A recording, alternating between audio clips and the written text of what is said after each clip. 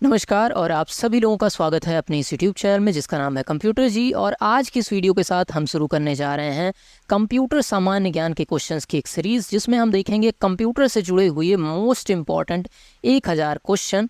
आप किसी भी एग्ज़ाम की तैयारी कर रहे हो, चाहे आप बैंकिंग क्षेत्र में पढ़ाई कर रहे हो या आप पढ़ रहे हो साइंटिस्ट बनने के लिए या किसी भी तरीके का सरकारी एग्ज़ाम की आप तैयारी कर रहे हो, कंप्यूटर से रिलेटेड क्वेश्चन वहाँ पर आते ही आते हैं। तो ये वीडियो के क्वेश्चन आपको एग्ज़ाम के उस पार्ट में मदद करेगी जिस पार्ट में कंप्यूटर से रिलेटेड क्वेश्चन पूछे जाते हैं। तो चलिए आपका एक भी सेकंड न बर्बाद करते हुए शुरू करते हैं अपनी ये सीरीज़। सबसे पहला सवाल यहाँ पर देखते हैं क्या है, निम्न में से कौन सा ऑपरेटिंग सिस्टम का एक मूलभूत कार्य नहीं है। मतलब जो ऑपरेटिंग सिस्टम हमें मिलता है कंप्यूटर में, अब बहुत से बच्चे नहीं समझते होंगे कि ऑपरेटिंग सिस्टम होता क्या है। तो ऑपरेटिंग सिस्टम आप सुने होंगे, फ़ोन में एंड्रॉयड पड़ा है या सिस्टम में आपके विंडोज़ पड़ा है। तो ये विंडोज़ और एंड्रॉयड क्या है, ऑपरेटिंग सिस्टम है। नाम से ही समझ में आ जाता है, सिस्टम को ऑपरेट करने वाला, सिस्टम को चलाने वाला ही क्या कहलाता है, ऑपरेटिंग सिस्टम कहलाता है। कि सिस्टम को जो चला रहा है, जिसके द्वारा हम सिस्टम को चला पा रहे हैं, वही चीज़ क्या है, ऑपरेटिंग सिस्टम है। ये विंडोज़, लाइनक्स, यूनिक्स या आप जो एंड्रॉयड सुनते हैं, ये सारी चीज़ ऑपरेटिंग सिस्टम है। तो ऑपरेटिंग सिस्टम का कौन सा मूलभूत कार्य नहीं है, ध्यान देना है, नहीं है मेमोरी मैनेज करना, वर्ड प्रोसेसिंग सिस्टम प्रदान करना, कंप्यूटर को स्टार्ट करना, उपयोगकर्ता को इंटरफेस प्रदान करना, या इनमें से कोई नहीं। तो देखिए, मेमोरी मैनेज करने का काम ऑपरेटिंग सिस्टम का है। वर्ड प्रोसेसिंग सिस्टम प्रदान करना, ये आपके ऑपरेटिंग सिस्टम के कार्यक्षेत्र के अंतर्गत नहीं आता है। मतलब ये जवाब आपका, ये आपका ऑपरेटिंग सिस्टम का काम नहीं है। कंप्यूटर को बूट करना, स्टार्ट करना, ये भी है। उपयोगकर्ता मतलब जो यूज़र है उसको इंटरफेस प्रदान करना, यूज़र को इंटरफेस प्रदान करना भी ऑपरेटिंग सिस्टम की ही जिम्मेदारी है। तो यहाँ पर पूछा गया है कौन सा कार्य नहीं है, तो यहाँ पर हमको दूसरे ऑप्शन वर्ड प्रोसेसिंग सिस्टम प्रदान करना, ये ऑपरेटिंग सिस्टम का कार्य नहीं है। तो दूसरा ऑप्शन हमारा सही हो जाएगा। देखिए, क्वेश्चन मैं बता तो रहा हूँ, लेकिन ऐसा नहीं है हम देख के कहीं से सुना दे रहे हैं आपको। मैं चीज़ें समझाऊंगा भी, और उस क्वेश्चन में जो वर्ड आए, जैसे ऑपरेटिंग सिस्टम आया उसको मैंने बता दिया, उस वर्ड को भी मैं एक्सप्लेन करने की कोशिश करूँगा, ताकि आपकी एक थियोरेटिकल नॉलेज भी साथ ही साथ बनती जाए। क्वेश्चन मैं अगर सिर्फ बता दूंगा तो वो लंबे समय तक आपको याद नहीं रहेगा। चलिए अगले सवाल की तरफ बढ़ते हैं, जो कि हमारा दूसरा सवाल है आज का। इंटरनेट नेटवर्क में हब की तरह एक वायरलेस नेटवर्क नोड के बीच रिले डेटा में मदद करता है। इंटरनेट जो होता है वो आपको हब की तरह से एक वायरलेस नेटवर्क नोड के रिले के बीच रिले डेटा में मदद करता है। अब यहाँ पर देखें तो wireless port, wireless access point, wireless adapter, wireless transreceiver, इनमें से कोई नहीं। तो यहाँ पर अगर आप सही जवाब देखेंगे तो वायरलेस एक्सेस पॉइंट की तरीके से मदद करता है। यहाँ पर आपको सेकंड ऑप्शन पे टिक कर देना है। अगर बढ़ें अपने तीसरे सवाल की तरफ, तो तीसरा सवाल हमारा देखिए क्या है कि सेल फ़ोन इंटरनेट एक्सेस करने के लिए प्रयोग करते हैं। तो सेल फ़ोन जो होते हैं उसमें जब इंटरनेट चलता है तो उसके लिए क्या चीज़ वहाँ पर प्रयोग में आता है, ये पूछा गया है। और आपके पास क्या क्या ऑप्शन है यहाँ पर देखते हैं। एमएमएस प्रौद्योगिकी, notation system, micro browsing software, HTML hint, या इनमें से कोई नहीं। तो जो आपका माइक्रो ब्राउजिंग सॉफ्टवेयर है उसकी सहायता से सेलफोन में इंटरनेट चलते हैं। अब ब्राउजिंग के माइक्रो मतलब तो समझते ही होंगे, लेकिन ब्राउजिंग मतलब क्या है, तो जो इंटरनेट चलाने में सहायता करते हैं उनको हम ब्राउज़र कहते हैं। जैसे देखिए, जैसे आपका क्रोम है, मोजिला फायरफॉक्स है, नेटस्केप नेविगेटर है, इंटरनेट एक्सप्लोरर है, यूसी ब्राउज़र है, ओपरा मिनी है, ये सारे क्या हैं, ये सारे ब्राउज़र हैं जिनकी सहायता से हम इंटरनेट चला पाते हैं। वही ब्राउजिंग सॉफ्टवेयर की यहाँ पर बात हो रही है। तो तीसरे ऑप्शन पे यहाँ पर हमें सही कर देना है। इसके बाद बढ़ते हैं अपने अगले सवाल की तरफ। हमारा अगला सवाल क्या है, अब ये देखिए, ये थोड़ा सा इसको छोटा कर लेते हैं ताकि आपकी स्क्रीन में ये चीज़ आ जाए। ASCII एक है। अब ये सवाल बहुत जगह पूछा जाता है कि ASCII क्या चीज़ है। देखिए, ASCII होता है American standard code for information exchange. अब ये क्या चीज़ होती है इसके बारे में पूछा गया है। तो देखिए, एनकोडिंग मानक के अक्षर और वर्ड को प्रस्तुत करने के लिए एक इस्तेमाल किया जाता है इस चीज़ का, ये कहा जा रहा है। लेकिन इसको समझिए एक चीज़, देखिए जिन बच्चों को समझना हो इसको समझ सकते हैं, नहीं तो पार्ट स्किप कर दीजिए। ASCII क्या चीज़ होती है, जैसे आप बचपन में पढ़ाई करते थे तो आपको बताया जाता था A for Apple, B for ball. तो आप बी देखते थे और बॉल देख के अंदाज़ा लगा लेते थे बी फॉर बॉल होता है। ऐसे कंप्यूटर को भी हमारे लो लेवल लैंग्वेज समझ में आती है, हाई लेवल लैंग्वेज नहीं समझ में आती है। तो जब आप ABCDEFGH लिखते हैं तो उसके सिधाने पे एक कोड लिख दिया गया है। आप सर्च कर सकते हैं इंटरनेट पे ASCII चार्ट, और आपको दिखेगा A का मतलब क्या होता है, B का मतलब 000 ये होता है, C का मतलब 00101 ये होता है, मतलब कुछ ऐसा होता है। तो इस तरीके के चार्ट को जिसमें अक्षरों को बता दिया जाता है, इस अक्षर या इस साइन का मतलब बाइनरी में ये होता है, वही हमारा ASCII चार्ट कहलाता है। और उसी की यहाँ पर बात हमारे द्वारा मतलब इन क्वेश्चन के द्वारा की गई है। चलिए 5वें सवाल की तरफ चलते हैं। 5वां सवाल क्या है, निजी कंप्यूटर और नेटवर्क के हजारों के साथ बना एक वैश्विक नेटवर्क कहलाता है। तो जो निजी कंप्यूटर होता है या कितने भी कंप्यूटर जब आपस में जुड़ते हैं तो उस चीज़ को सामान्य भाषा में क्या कहते हैं, इंटरनेट कहते हैं। इंटरनेट क्या होता है बच्चों को पता ही होगा, जब नेटवर्क आपस में जुड़ते हैं तो इंटरनेट बनता है। तो कई सारे कंप्यूटर जब आपस में जुड़ रहे हैं, यही चीज़ कहा गया है हज़ारों नेटवर्क। और नेटवर्क की आ रही है, इंटरनेट की डेफिनेशन क्या है, network of networks is known as internet. Network और नेटवर्क, जब कई सारे नेटवर्क आपस में जुड़ते हैं तो उसको इंटरनेट कहते हैं। तो यहाँ पर वही पूछा जा रहा है, तो इंटरनेट पे हमने टिक लगा दिया और कोई ऑप्शन देखने की ज़रूरत ही आपको नहीं है। चलिए अगले सवाल की तरफ चलते हैं। पीयर से पीयर लैन एक उपयुक्त नेटवर्क आर्किटेक्चर के लिए है। अब पीयर से पीयर, ये यहाँ पर पॉयर हो गया लेकिन पीयर है। अब ये उपयुक्त आर्किटेक्चर किस चीज़ के लिए है, तो ये आपके होम नेटवर्क के लिए पीयर टू पीयर आर्किटेक्चर है। पीयर टू पीयर क्या होता है, जहाँ पर मान लीजिए 10 कंप्यूटर हैं तो 10 कंप्यूटर में सामान्य शक्ति होती है, सामान्य पावर के वो कंप्यूटर होते हैं। चलिए इसके बाद बढ़ते हैं अपने 7वें सवाल की तरफ। 7वां सवाल क्या कहलाता है, तो यहाँ पर पूछा जा रहा है CSMA-CD में कंप्यूटर डेटा की एक निश्चित इकाई भेजने को क्या कहा जाता है। तो CSMA-CD के द्वारा जब डेटा को भेजते हैं तो क्या होता है, मान लीजिए आपका ये कोई डेटा है, ध्यान से समझिएगा, बहुत मज़ेदार चीज़ है। ये आपका कोई डेटा है, जब ये नेटवर्क में भेजते हो तो ऐसे पूरा डेटा एक साथ थोड़ी जाता है, इन डेटा को छोटे छोटे टुकड़ों में बांट दिया जाता है। मान लीजिए 1 कुंटल का सामान ले जाना है तो उसको आप 25-25 किलो में बांट देंगे तो आपको आसान पड़ेगा। ऐसे ही जब मैसेज के बड़े बड़े टुकड़े होते हैं उनको छोटे छोटे टुकड़ों में बांट दिया जाता है, और यही टुकड़े नेटवर्क में ट्रेवल करते हैं और जाकर जिसके पास जाना होता है जुड़ जाते हैं, और इन टुकड़ों को हम कहते हैं पैकेट। और यही ये चीज़ पूछी जा रही है कि जब एक निश्चित इकाई में भेजा जाता है, अब इसका साइज़ फिक्स होता है कि इतने ही साइज़ का होगा, और हर साइज़ को क्या कहते हैं, हर पार्ट को कहते हैं पैकेट। तो यही पैकेट के फॉर्म में डेटा ट्रेवल करता है, और यही चीज़ यहाँ पर पूछी जा रही है कि डेटा एक निश्चित इकाई भेजा जाता है तो उस चीज़ को क्या कहते हैं, तो उस चीज़ को हम कहते हैं पैकेट। आसान सी चीज़ है। चलिए बढ़ते हैं अपने अगले सवाल की तरफ। अगला सवाल देखते हैं हमारा क्या है, यूनिफॉर्म रिसोर्स लोकेटर, जिसे आप URL के भी नाम से जानते हैं जैसे www.google.com, तो ये URL होता है, संवेदनशील होता है। तो ये संवेदनशील होता है तो यहाँ पर डायरेक्टरी पे आपको टिक कर देना है, ये डायरेक्टरी होती है आपकी। चलिए इसके बाद 9वां सवाल आपका है, निम्न में से कौन गुप्त कोड को लागू करने से मैसेज को सांकेतिक शब्दों में बदला जाता है। तो जब आप किसी मैसेज को कह रहा है गुप्त कोड में बदल रहे हैं, इस चीज़ को क्या कहते हैं। अब इस चीज़ को आपने व्हाट्सएप पे भी देखा होगा, जब व्हाट्सएप पे आप किसी को पहला मैसेज करिए तो वहाँ पर क्या लिखा रहता है, this message is end to end encrypted, ऐसा करके कुछ लिखा रहता है।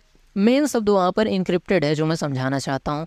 वो कह रहा है कि आप जो मैसेज मुझे यहाँ से वहाँ भेज रहे हैं, मतलब मान लीजिए मैं आपको व्हाट्सएप कर रहा हूँ तो यहाँ से वहाँ तक ये मैसेज इनक्रिप्टेड है, मतलब हमारे और आपके अलावा कोई इसको नहीं पढ़ सकता। कोई पढ़ेगा भी तो वो कोड मैसेज पढ़ेगा, असली मतलब नहीं समझ पाएगा। तो यहाँ कह रहे हैं गुप्त कोड में लागू करने को क्या कहते हैं, तो उसको हम एनक्रिप्शन कहते हैं। फिर से एनक्रिप्शन क्या होती है, एक ऐसी प्रोसेस होती है जिसमें ओरिजिनल कोड को हम कोडेड फॉर्म में बदलते हैं ताकि उस मैसेज को कोई और पढ़ भी ले तो उसका मतलब ना समझ पाए। चलिए 10वां सवाल देखते हैं। 10वां सवाल क्या है, इंटरनेट के विकास के साथ शुरू हुआ था। तो इंटरनेट का विकास शुरू हुआ था ARPANET। यहाँ पर ARPANET से जुड़े बहुत सवाल पूछे जाएंगे, ARPANET याद रखिएगा। आसान सा सवाल देखिए, जो याद करने वाले सवाल हैं वो तो याद ही करने वाले हैं। वेबसाइट का एक संग्रह है, तो वेबसाइट किस चीज़ का संग्रह होता है, तो वेबसाइट में क्या चीज़ें होती हैं। देखिए वेबसाइट में HTML एक हाइपर टेक्स्ट मार्कअप लैंग्वेज इसको कहा जाता है, फुल फॉर्म है। अब इसी की सहायता से वेबसाइट का स्ट्रक्चर बनता है। तो किसी भी वेबसाइट में ये आपका होता है। ग्राफिक फाइल मतलब वेबसाइट में क्या चित्र होते हैं, बिल्कुल वेबसाइट में चित्र तो होते ही हैं। ऑडियो और वीडियो, क्या वेबसाइट में ऑडियो और वीडियो होती है, जाहिर सी बात है। अब youtube.com को ही देख लीजिए, उसमें वीडियो और ऑडियो दोनों हैं, आप देख रहे हैं मुझे यूट्यूब पे ही। तो यहाँ पर उपयुक्त सभी सही हो जाएगा कि वेबसाइट में सभी चीज़ का संग्रह होती है, वहाँ पर HTML फाइल्स भी हैं, पेज जो आप देख रहे हैं, इमेजेस भी हैं, ऑडियो भी हैं और वीडियो भी हैं, तो यहाँ पर आपका चौथा ऑप्शन सही हो जाएगा। इसके बाद बढ़ते हैं अपने 12वें सवाल की तरफ। पहली इलेक्ट्रॉनिक कंप्यूटर इनैक को किसने बनाया था? तो इनैक को बनाया था आपके वॉन न्यूमैन ने, तो यहाँ पर ए ऑप्शन आपका बिल्कुल सही हो जाएगा। बढ़ते हैं अपने 13वें सवाल की तरफ। 13वां सवाल क्या है? निम्न में से कौन सा एक नेटवर्क नहीं है? इनमें से कौन सा आपका नेटवर्क नहीं है? तो लोकल एरिया नेटवर्क, हाँ, जब कम कंप्यूटर जुड़े होते हैं तो उनको लोकल एरिया नेटवर्क कहते हैं। वाइड एरिया नेटवर्क, जब एक विस्तृत क्षेत्र में कोई नेटवर्क फैला हो तो उसे वाइड एरिया नेटवर्क कहते हैं। ऑप्टिकल फाइबर, तो ऑप्टिकल फाइबर एक तार होता है जिसके थ्रू डेटा को काफ़ी तेज भेजा जाता है। इसका प्रयोग कंप्यूटर को जोड़ने के लिए किया जाता है, लेकिन ये किसी भी तरीके का नेटवर्क नहीं होता है। तो यहाँ पर ये ऑप्शन हमारा सही हो जाएगा कि sir optical fibre is none type of internet network, या आप कह सकते हैं ऑप्टिकल फाइबर किसी भी तरीके का नेटवर्क नहीं होता है। चलिए बात है अपने अगले सवाल की, और यह है हमारा 14वां सवाल। और अगर इस वीडियो से आपको कुछ मदद मिल रही हो, ये कंटेंट यूज़फुल लग रहा हो, मेरी मेहनत समझ में आ रही हो कि एक इन्फॉर्मेशनल कंटेंट मैं प्रोवाइड कर रहा हूँ, तो वो सब्सक्राइब वाला बटन आप दबा देंगे तो अच्छा लगेगा। वीडियो को इस तरफ हम आदमी ही हैं, आप लाइक करते हैं, कमेंट करते हैं तो हम उसको पढ़ते हैं, वो देख के हमें एक मोटिवेशन मिलता है कि एजुकेशनल कंटेंट भी देखिए कितना सपोर्ट किया जा रहा है यूट्यूब में जो डेटा कंज्यूम कर रहे हैं उनके द्वारा। चलिए, MICR में C का क्या मतलब है? तो C का आपका मतलब होता है कैरेक्टर। यहाँ पर C का मतलब क्या है? कैरेक्टर। अब MICR क्या है? तो MICR होता है बैंक में यूज़ किया जाता है। अगर आप कभी चेक देखे हों तो उसमें चेक में देखते होंगे नीचे की साइड नंबर लिखा रहता है। अब उस नंबर का एक काम होता है चेक के नंबर को भी वेरीफाई करना, लेकिन मुख्य काम ये होता है कि वो जिस स्याही से लिखा जाता है वो आपकी मैग्नेटिक इंक स्याही होती है, नॉर्मल स्याही नहीं होती है। तो जब आप बैंक में चेक देते हैं तो बैंक में एक मशीन होती है, उससे वेरीफाई कर लेते हैं कि भाई ये स्याही वही वाली स्याही है जो बैंक में यूज़ होती है। कोई खुद से अगर चेक बना भी लेगा तो स्याही तो वो वाली यूज़ नहीं कर पाएगा ना, तो इससे वो चेक कर लेता है कि जो कैरेक्टर लिखा गया है वो मैग्नेटिक इंक से ही लिखा गया है या नहीं। ठीक है, तो चौथा ऑप्शन हमारा सही है। और MICR एक इनपुट डिवाइस है। निम्न में से कौन सी स्टोरेज की सबसे बड़ी इकाई है?